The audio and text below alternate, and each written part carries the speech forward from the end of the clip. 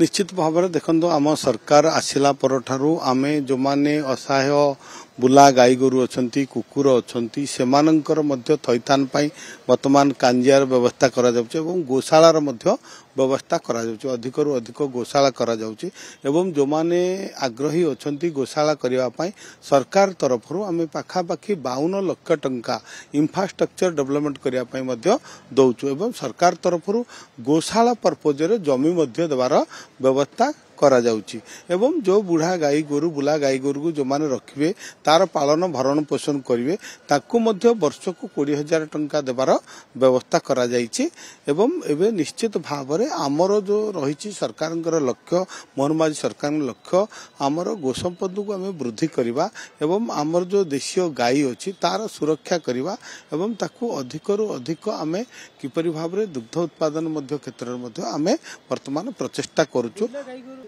नहीं निश्चित भाव में आम ताको टार्गेट नहींचु आम जो बुला गाई गोरु रही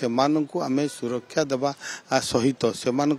किपरि भाव में रास्ता कड़े जो मान एक्सीडेंट होउची विभिन्न प्रकार आम दुर्घटनाग्रस्त होउचंती ताकू मध्य आम गुरुत्वर सहित ग्रहण करिचु अधिक रु अधिक गोशाला करी एवं जो म्युनिसिपालिटी अर्बान एरिया रही एनएसी एरिया रही सेठी मध्य वर्तमान निर्देश दिखाई आगुरु जो भली कांजिया बुदा कहते ताकू बंद होता ताकू मध्य आमे पुणी स्टार्ट करिचु जे आमे आरंभ करिचु सेठी जो बुला गाई गोरु को नेकी रखिबा पाई एवं जो माने रास्ता कड़े छाड़ुचंती सेमान को मध्य पदक्षेप नेबा पाई वर्तमान योजना चली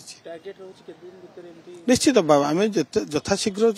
चिंता करुचु वर्तमान इंफ्रास्ट्रक्चर डेवलपमेंट हैला परे एगुड़ाक धीरे धीरे समाधान हो भुवनेश्वर आम युद्धकालीन भितर ए कार्य को आम त्वरान्वित करिचु एवं आगको मध्य आकु किपरि भाव में रास्ता रे जो बुला गाई गोरु माने न बुलिबे एवं जो माने तार ओनर अच्छी से आम सचेतन करा जिवो जे से माने तुरंत तांकर निजर ई सब